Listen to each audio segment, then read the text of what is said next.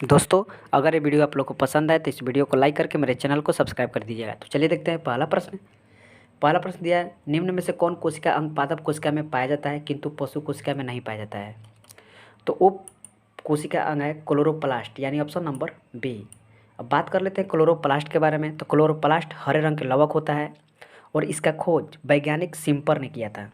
अगला प्रश्न देखते हैं, शरीर में लगी चोट की मरम्मत के लिए किस प्रकार के सेल विभाजन का प्रयोग किया जाता है। तो शरीर में लगी चोट के लिए समसूत्रण विभाजन का प्रयोग किया जाता है, यानी ऑप्शन नंबर ए। अब बात कर लेते हैं समसूत्रण विभाजन के बारे में।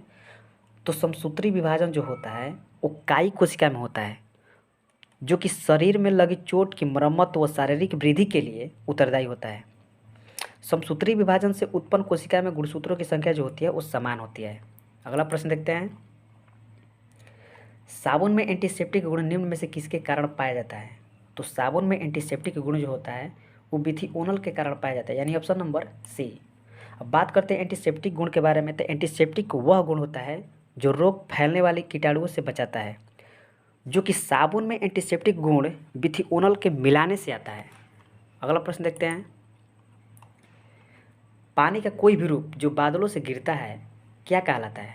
तो पानी का कोई भी रूप जो बादल से गिरता है उसे प्रेसिपिटेशन कहते हैं, यानी ऑप्शन नंबर बी। अगला प्रश्न देखते हैं, निम्नलिखित में से कौन सा वह विचार है कि नई प्रजातियों के विकास उनके लक्षणों में अचानक एवं अप्रत्याशित परिवर्तन के कारण हुआ है। तो वो है उत्परिवर्तन, यानी ऑप्शन नंबर डी। बात कर लेते हैं उत्परिवर्तन के बारे में।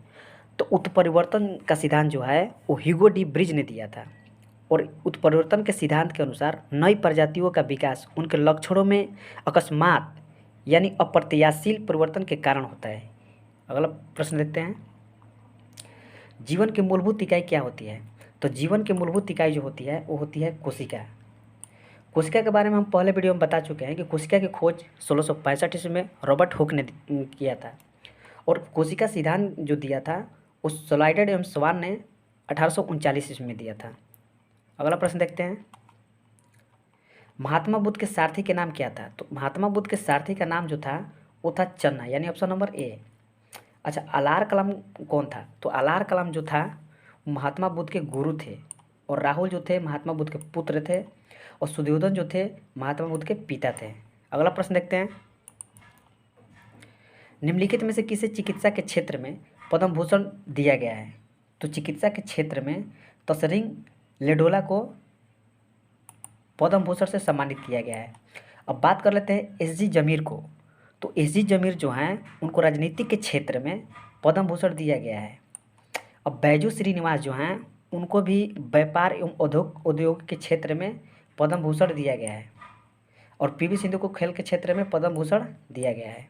अगला प्रश्न देखते हैं, निम्न में से कैरेबियन सागर की प्रमुख द्वीप कौन सा है। तो कैरेबियन सागर की जो द्वीप है वो है हिस्पानिओला द्वीप, यानी ऑप्शन नंबर सी। अब बात कर लेते हैं लुजोना द्वीप कहाँ है। तो लुजोना द्वीप जो है वो प्रशांत महासागर में है और इसी इलिसमेयर द्वीप जो है इलिसमेयर द्वीप वो आर्कटिक महासागर में है और बोर्निया द्वीप जो है वह हिंद महासागर में। अगला प्रश्न देखते हैं, पुलु उपनाम से किसे जाना जाता है। तो पुलु के उपनाम से फ्रेंच सैनिकों को जाना जाता है, यानी ऑप्शन नंबर ए। अब बात कर लेते हैं कि अंग्रेजी व्यक्तियों को किस नाम से जाना जाता है। तो अंग्रेजी व्यक्तियों को जॉन बुल के नाम से जाना जाता है और न्यूयॉर्क निवासी को याकी के नाम से जाना जाता है और भारतीय सेना को आप लोग जानते हैं कि जवान के नाम से हम लोग जानते हैं। अगला प्रश्न और अंतिम प्रश्न, अपराधी को पहचानने के लिए फॉरेंसिक विभाग कौन सी तकनीकी का प्रयोग करता है।